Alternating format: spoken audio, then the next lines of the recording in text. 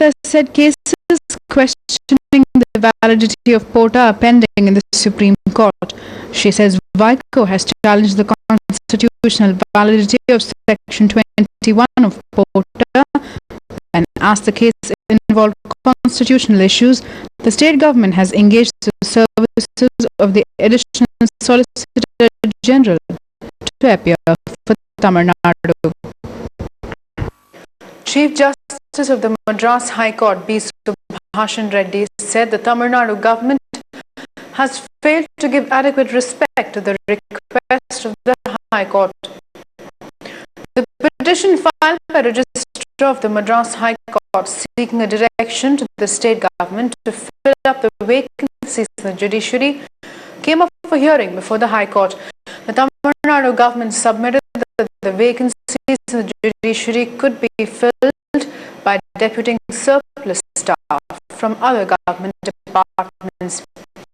Reacting to this submission, the Chief Justice said that there is a qualitative difference between judicial work and other government departmental work. He observed government typists and stenographers may not be proficient with legal terms and terminology. He asked whether the government would impose its will on the Speaker, who is vested with the powers to recruit personnel for the State Assembly. Regretting the government's decision to reject the request of the Registrar of the High Court, whose function is enshrined in the Constitution, the Chief Justice wondered whether this is respect the Tamil Nadu government had for the High Court. In a tragic incident in Dharmapuri, 4 elephants were crushed to death when a speeding train engine rammed into a herd of a dozen elephants crossing a railway track early Monday morning. A baby elephant was among the 4 which died on the spot. District Superintendent of Police K. Periyaya said the diesel engine, which was on its way to Dharmapuri from Salem, derailed under the impact of the collision with the elephants.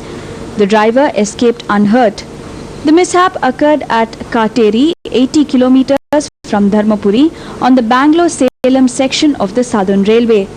Police said moving scenes were witnessed as the other elephants encircled the derailed engine and beat it with their trunks.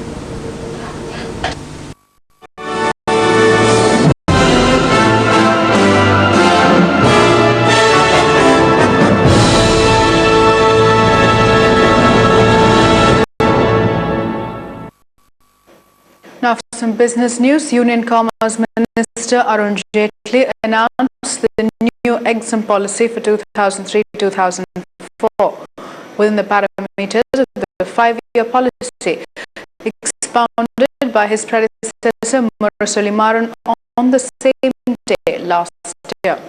The policy seeks to consolidate and accelerate India's growth by capitalizing on areas of core competence.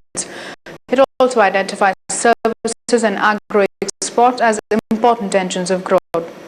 The policy also aims to boost non-traditional service sectors such as healthcare, entertainment and professional services, as well as traditional areas like tourism.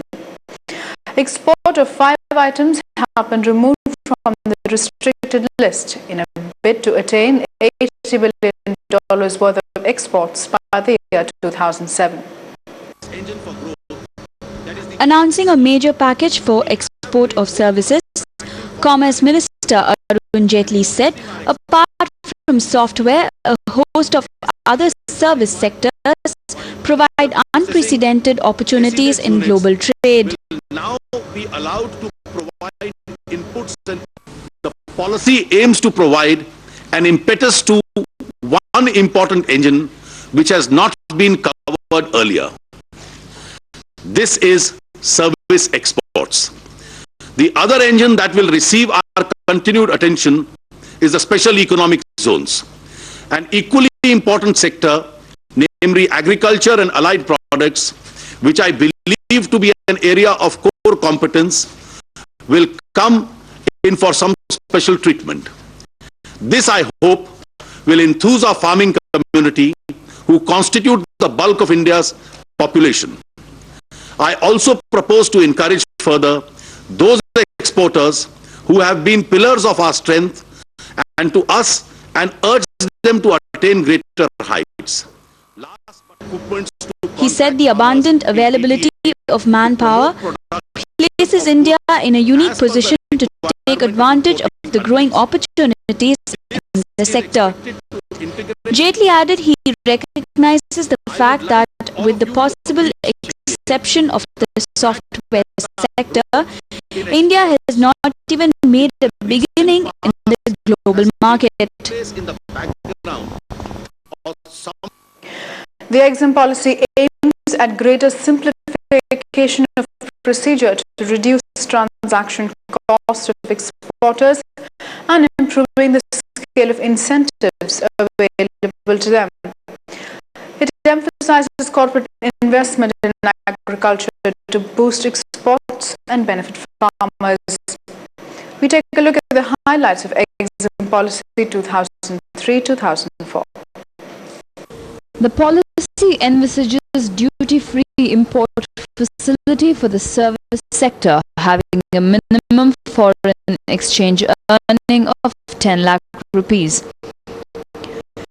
The corporate sector will be encouraged to sponsor agri-export zones for boosting agro-exports.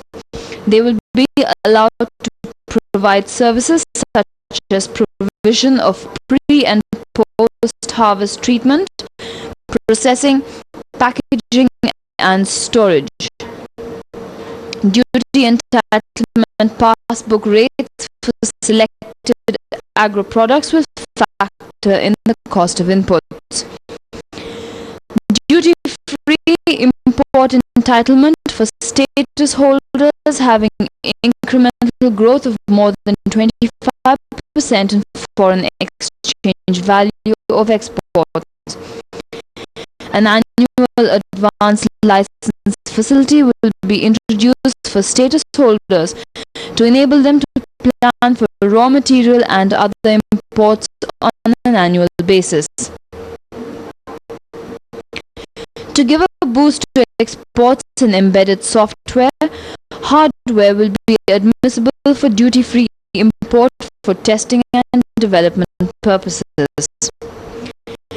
Import of 69 products covering animal products, vegetables, spices, antibiotics and films have been taken out of the restricted list.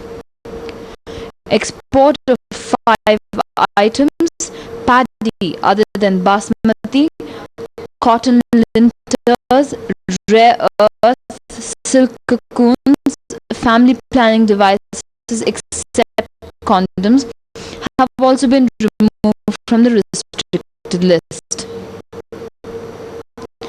The export promotion credit guarantee scheme would be made more flexible and attractive to enable expansion of the manufacturing base, especially to benefit the small-scale sector. Viral disease scare continues. 92 fresh cases of pneumonia reported from Hong Kong. A cosmonaut and an American astronaut all set for their space odyssey to the International Space Station.